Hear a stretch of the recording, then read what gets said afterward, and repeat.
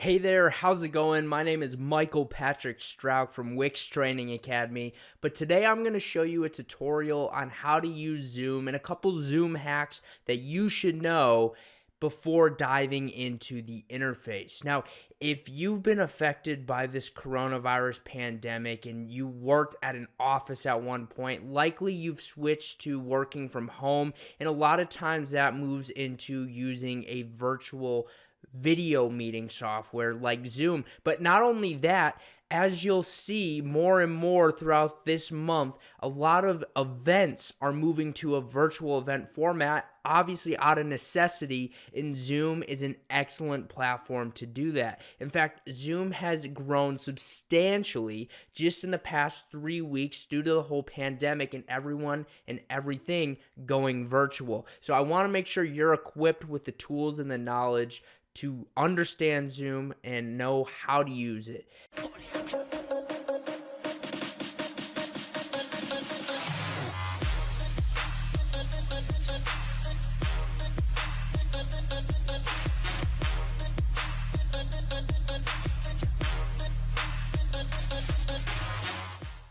So, with that said, right here we have our Zoom desktop app open. Okay, so as far as how Zoom works, there's a couple basic key understanding functions here. First and foremost, Zoom will allow you to video conference. Okay, so from a basic premise, it allows you to video conference with either one or multiple people, and Zoom's got different plans that will allow you to host webinars. So there's like a webinar plan, there's an enterprise plan, and then there's just a regular free Zoom account that'll allow you to interact one-to-one, or I believe up to 10 people. But when you get into the interface, what you're going to want to know is just these 4 buttons in particular. They're hot links. First and foremost is new meeting, and you can just start with a video and press new meeting and it'll open up a new meeting. So if I press this, what's going to happen is it's going to connect and it's going to go ahead and enter meeting. Now, once you get in here, Zoom will always prompt you with this prompt right here, which is deciding your audio. And what that will allow you to do is test both your speaker and your microphone. So maybe you're using Zoom from your computer and you've got a mic hooked up like I do right here. You can go ahead and join with computer audio, or you could test your microphone.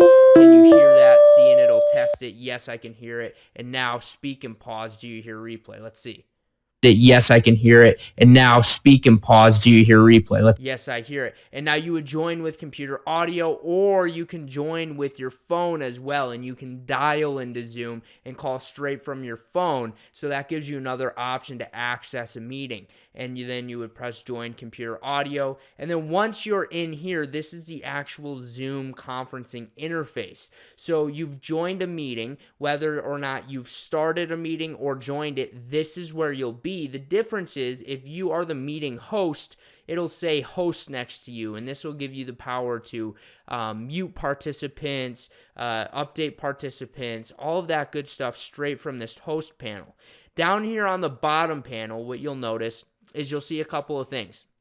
You'll see the option to chat, and what this does is it allows you to chat with all of the participants in your chat group. However, you don't have to write a chat to everyone. If you have multiple participants in here, where it says 2, you can click that and it'll actually show all of the participants' names, so you can directly message one in particular person during a meeting if you decided to do that. And that's the Zoom chat, and you can close out of it just like that. The other thing you'll notice is right now I am automatically recording this meeting. So this is done via the settings in your Zoom account. You actually have to log into your Zoom account in a browser and go to the recording settings, and you can have it set so that way every meeting you host is recorded either to the cloud, and Zoom's got cloud storage, or locally to your desktop, and you can have it set so that way it's always recording. And you can choose if you want to pause the recording so it's stopped. Maybe you don't want one part of it recorded, or you're recording your virtual event and you don't want that beginning part where you're doing your housekeeping items recorded, so you would just pause it and then you would resume it just like that, and the recording will pick back up, and then you can stop the recording entirely right here. Then you'll see share. So this is actually a function that will allow you to share your screen. So if someone asks, maybe your boss asks you, hey, can you share that presentation with me? What you can do is you can click share here, and you can choose what screen you would like to share or what app you would like to share. So you can even open a whiteboard. You can go advanced and show just a portion of the screen or a second camera. You can open files right here. So if you've got files that you'd like to share, a presentation, you can pull it up right from there, or you can just share screen two, and that's my second monitor over here, and I can press share, and what happens is it'll show over here on this screen me sharing, and there's actually a whole panel up here now that is being shared, right? So it switched over, and now it's sharing that panel. Okay, so now I'm going to go ahead and I'm going to get rid of the sharing and go back to screen one. And we are back over on screen one. Let's stop, and then I'm going to stop the share. So now I stopped the share, but you can see you can share your screen, you can share different files, and that's how the screen sharing works and how file sharing works.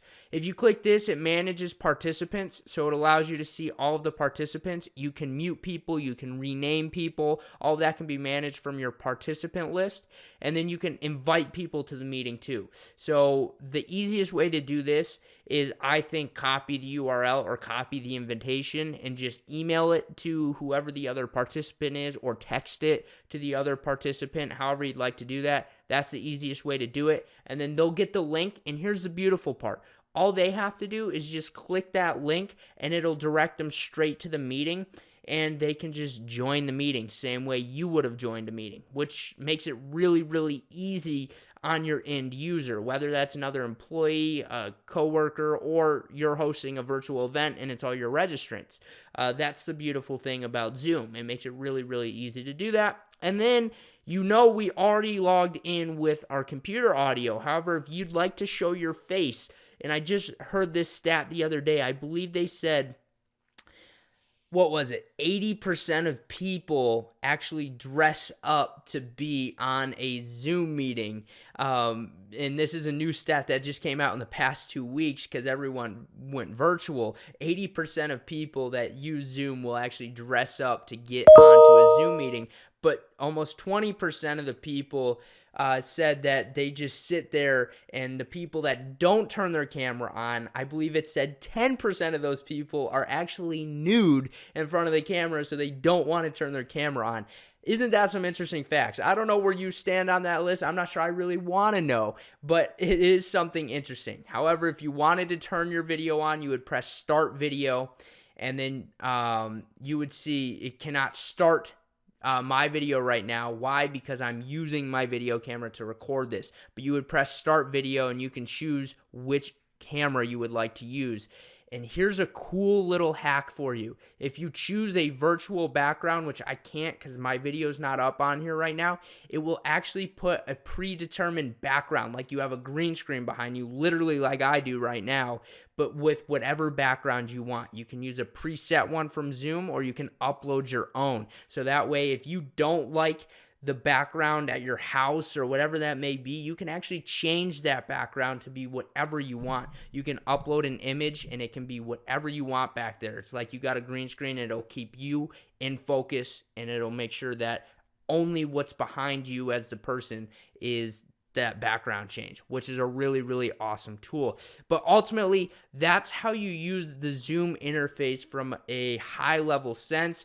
And then if you'd like to end the meeting as the host, you will press end meeting, and then you can choose whether or not you want to leave the meeting, which means you're just leaving as a participant, or if you're going to end the meeting entirely, which means everyone that's in it will be booted out of the meeting.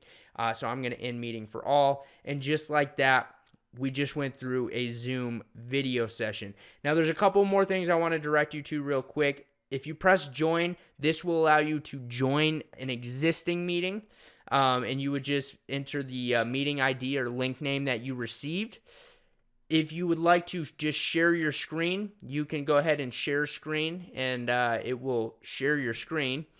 Or lastly, Maybe you have an upcoming meeting that you'd like to schedule out now and invite your participant to in advance, whether that's an event or a meeting you want to get on the calendar. You can actually go ahead and press schedule, and you can schedule a meeting in advance. You can choose the date, the time, the duration of the meeting, how long is your meeting going to be, the time zone. If it's a reoccurring meeting, maybe you meet with your staff every Monday at 10 a.m. You can make it a reoccurring meeting, and you can choose the time. You can choose the meeting ID, whether it's generated automatically or you use your personal meeting ID. You can choose whether or not a password is required to enter. I like to check that off. You can choose on entry if the host video is on or off, and if the participants' videos are on and off.